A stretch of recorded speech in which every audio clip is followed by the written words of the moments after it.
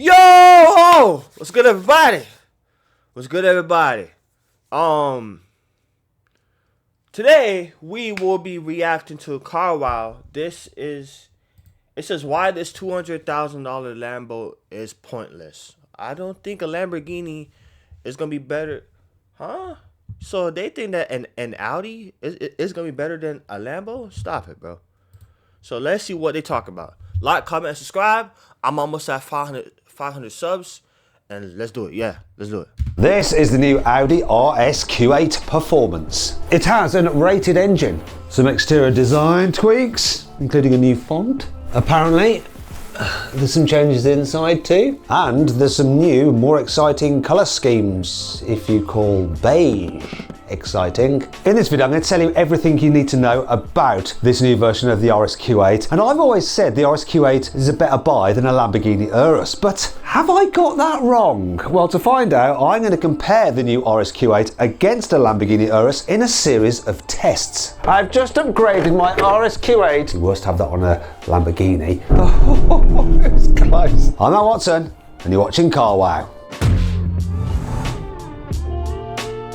To start this video, let's find out just how similar these two cars really are. To do this, I took both cars to Phillip Island Performance Cars and got them on the ramp to have a good look underneath. Surely they aren't that similar. So let's start with the Audi. Let's find out how many Audi logos we can find. We've already got off to a bad start because I found VW. Obviously, Audi is owned by VW Group, so we're going to have quite a lot of VW parts, which are probably shared with the Touareg.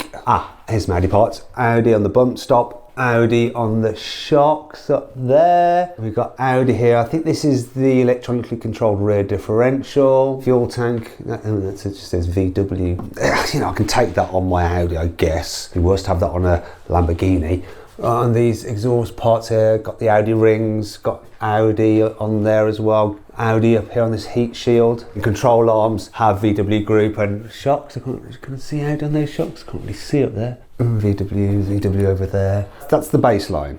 Okay, so the Lamborghini, at first glance, it looks identical to the RS Q8. However, there is one major difference, and it's the exhaust. I don't know if it's because the very latest RS Q8 has some extra particulate filters and resonators and so on and so forth, but the one on the Lamborghini just looks more straight through. The rest of it though, it's pretty much exactly the same. So same VW control arms. Then the shock absorbers, they look slightly different, and I can't see an Audi logo on them. Though to be fair, I can't see a Lamborghini logo on them either. So that's slightly different, and the bump stops are slightly different, but once again, I can't see any Lamborghini logos on that at all. This does have an Audi logo for the diff, so same diff as in the Audi. The rest of this is all blowing the same, so it's just more like a straight through pipe rather than the different filters and stuff that the Audi had. And the VW fuel tank there, so moving forward. Oh look, yeah, Audi heat shield there, and then some VW stuff on the control arms. But no matter where I look, from this side, I cannot see any Lamborghini logos, definitely more Audi logos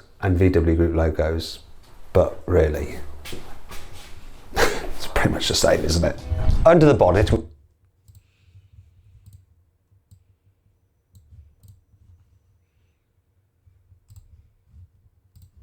which is where more people are likely to look. There is some differentiation, and you actually have to look quite closely to find the Audi logos. One that sticker there just hidden behind those pipes, another one on here, one on this connector, one inside the windscreen washer fluid. My favourite is this, the oil filler cap. But really, when you open the bonnet, for most people, they're just going to see Lamborghini. So the stickers, Lamborghini logo. We've got a carbon bonnet. You don't have that on the Audi. And of course, you've got the Lamborghini engine cover with big Lamborghini written over it, and some Italian double compresso, ordine di esenzione, which is the order of the firing sequence. However, I've got an idea. I wonder if this will actually fit the Audi. This could be embarrassing. I've just upgraded my RS Q8 to a Lamborghini. It now has more horsepower. Look, instant tune of your Audi RS Q8, and we'll just detune this Lambo ever so slightly. There we go. It's the exact same engine, isn't it? Now let's stop messing about by winding up Lamborghini Urus owners and compare these two cars' engines. Yes, they are the same 4-litre twin-turbo V8. Here in the Audi RS Q8 Performance, you've got 640 horsepower, which is 40 horsepower more than the standard RS Q8. You've also got 850 newton meters of torque, which is an uplift of 15 newton meters. In the Lamborghini, you got the same engine, but with 666 horsepower, but the same 850 newton meters of torque. Both have 8-speed automatic gearboxes, and both have launch control. So how will their 0 to 60 times compare? Oh, that hooked so well. 3.48 seconds. Oh yeah, I mean, great traction, great launch, great performance. Surely the Lamborghini can't be any faster. It's very Italiano. Here we go with the Lamborghini. It'd be embarrassing if it's slower than the Audi, wouldn't it? Let's go.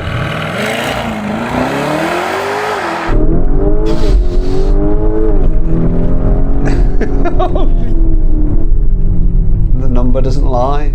Whoops. I'll give it one more go. It's not gonna. Just feel quick.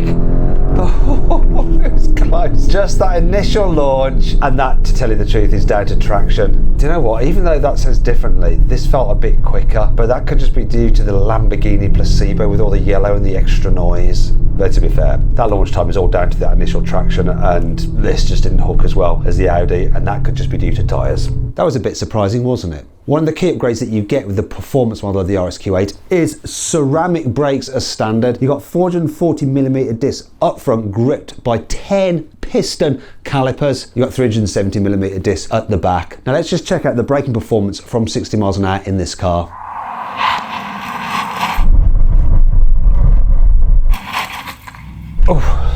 Oh, that's quite good. 34 meters. The Lamborghini Urus also gets carbon ceramic brakes as standard, and they are the exact same size as those on the Audi. I'm pretty sure they're the exact same brakes, to tell you the truth. It's just got kind of yellow calipers with Lamborghini written on them rather than grey ones with Audi. Let's see if the performance is the same. I'm gonna brake now.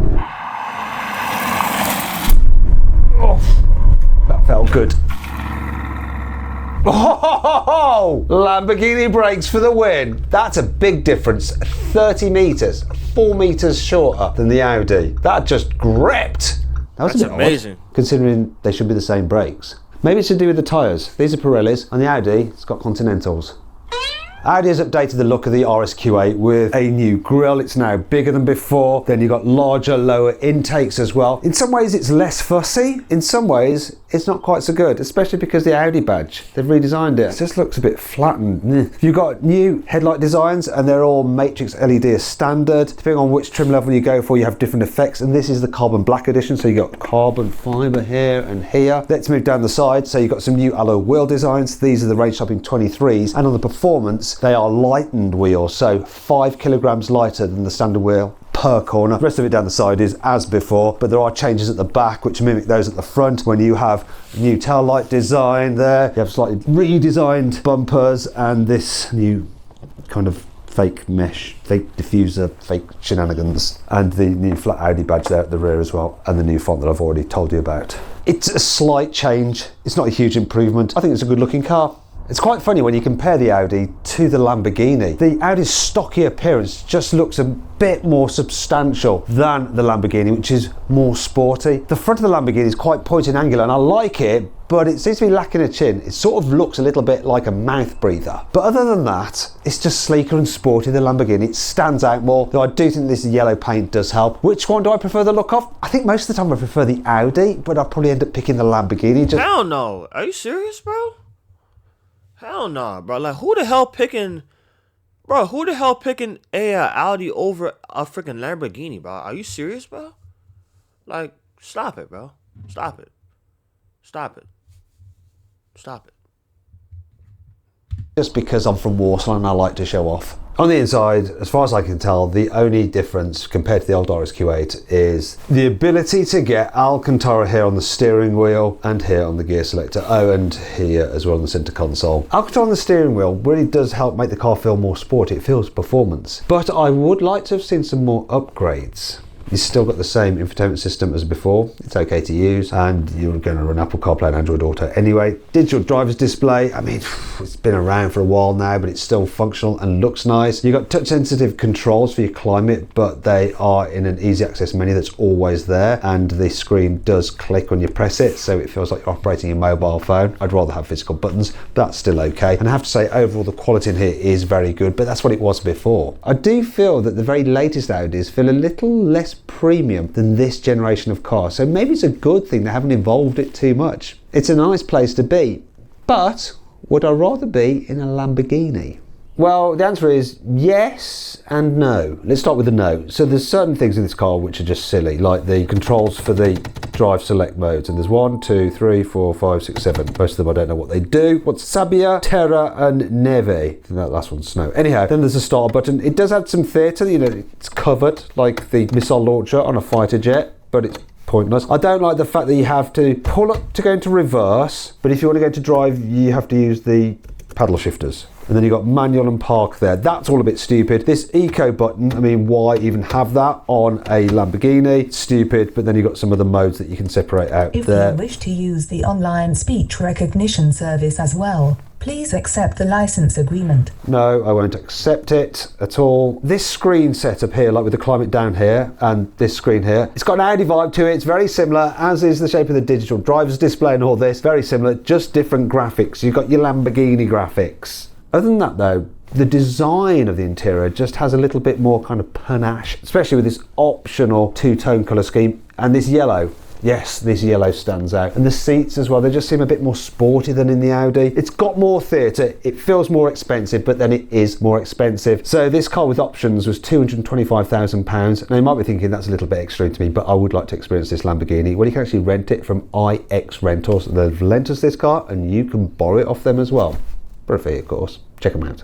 Even the rear, this Lamborghini has plenty of drama, and you might be thinking, well, that sloping roof line is going to mean that headroom is limited here in the back, but actually no, look, it's okay. People over 6 foot will be fine, and legroom and stuff. Oh, I mean, these seats are really comfortable. I could do a serious long journey in the back of this car, well, depending who's driving. Do you know what though? The rear of this RSQ8 is slightly better, so even more headroom. Legroom's about the same, but look, I've got this feature. I can slide the seats forward to give me some more boot space and still have a decent amount of knee room. Plus, you have the option of reclining the back seats a bit or having them a bit more upright, depending on your preference. So yeah, overall, this is slightly comfier. Well, it is when you're stationary. How about when you're moving? Surely this car will be the quietest and the most comfortable. Let's find out. And to do this, I used a sound meter and a vibrometer. Starting with the sound test in the Audi. It scored an average of 82.6 decibels, but was beaten narrowly by the Lamborghini, which achieved an average of 81.1 decibels. The story was the same with the comfort test. The Lambo averaged 4.2 on the vibrometer, whereas the Audi was 4.6. One of the upgrades that you get as standard with the performance model of the RSQ8 is a performance exhaust. So let's have a listen to it. Start the engine up. Give it some revs. Soft limiter, but it does sound fruity for as much as it's revving. It's going to sound better on the move though. Let's compare it to the Lamborghini. I bet there's no soft limiter on that. This car doesn't have an upgraded exhaust. This is the standard one fitted to it. So let's have a listen to this. Revs.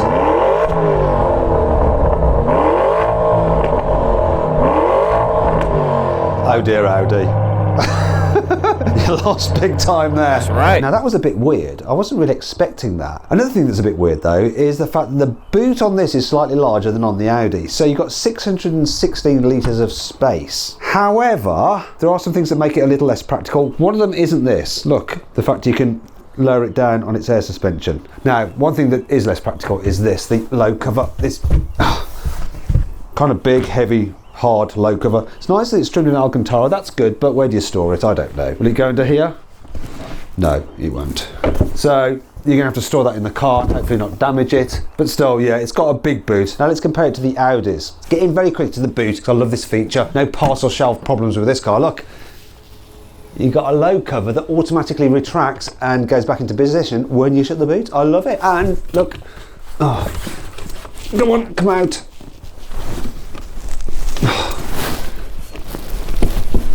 It's right, disproving my point. Audi, you're ruining this for yourself. I was going to give you a clear win, but now I've gone right off you. It helps if you're not an idiot and you open it from the right side. Okay, so look at that, much more compact. It's not going to fit, is it? It's not going to fit. Bollocks. So close, but look, it takes up less space. But, you know, these boots are just much of a muchness. And yeah, once again, look, air suspension, lower it down. Will it lower? Oh, it's going up. Of course it is.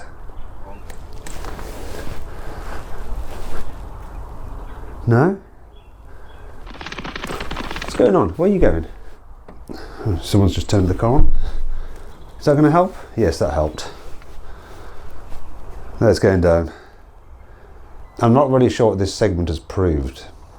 Theatre is important in cars such as these, and they all have puddle lighting, and let's just compare the two of them. So on this Audi RS Q8 Performance we have the RS Performance logo there. I'll just highlight it with this black matte. Now let's go check out the Lamborghini. Can it better that? Audi's famous for its lighting after all. Let's see what have Lamborghini got. Ooh, already I'm preferring this. Oh, that's more like it. A load of bull. The RS Q8 does that thing that all performance Audis do, and that's that they lull you into a false sense of security. You think they're just like normal everyday cars, comfy, relaxing to cruise in, and you forget that they're absolutely unhinged because they have so much power and so much traction. So you're just coasting along, minding your own business, then you think, do you know what, I want to have a little bit of a squirt, and you put your foot down, and the thing just goes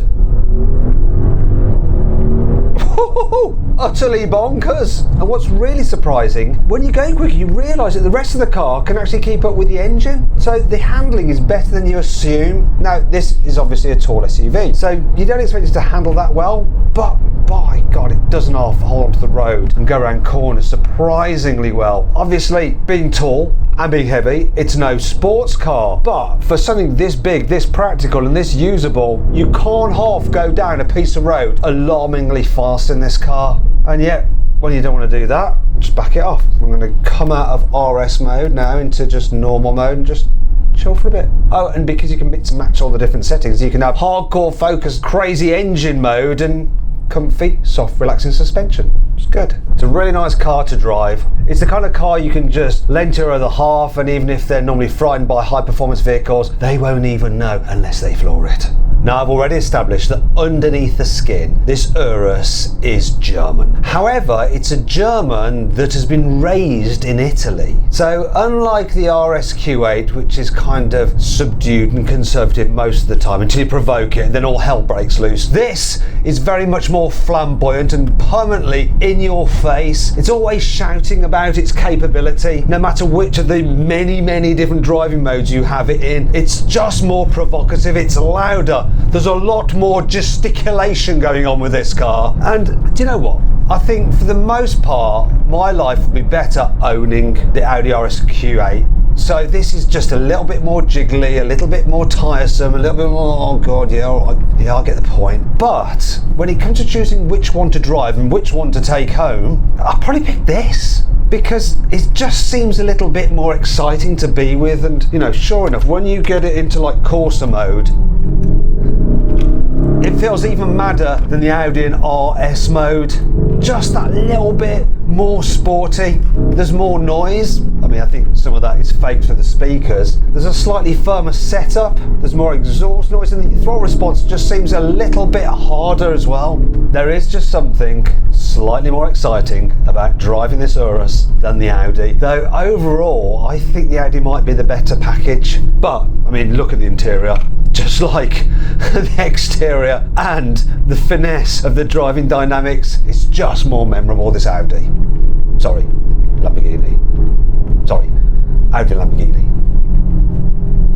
Thing is though, while I'd rather have the Lamborghini, that doesn't take into account the price. You see, this RS Q8 starts from £138,000 for this particular model, with options, as fitted here, £150,000. That Lamborghini, it starts from around £190,000, and with options it's £225,000. So, do you know what? You can keep your flamboyance and your slightly more edgy looks. I'd have this and save myself a ton of money or at least I think I'd be saving myself a ton of money, but that might not be the case. The purchase cost isn't the whole story. Could paying more money from the outset actually save you money in the long run? I spoke to Ben at Phil Island Performance Cars to find out. All right, Ben, imagine, right, I bought both these cars and they're both 2024s, though they are different plates. So just pretend that they're both 73 plates. I've had the cars under a year. I've done 5,000 miles in each of them. Now, the actual list price for that Audi RS-Q8 with options, £150,000. So today, based on what I've just told you, what do you think I could sell that for?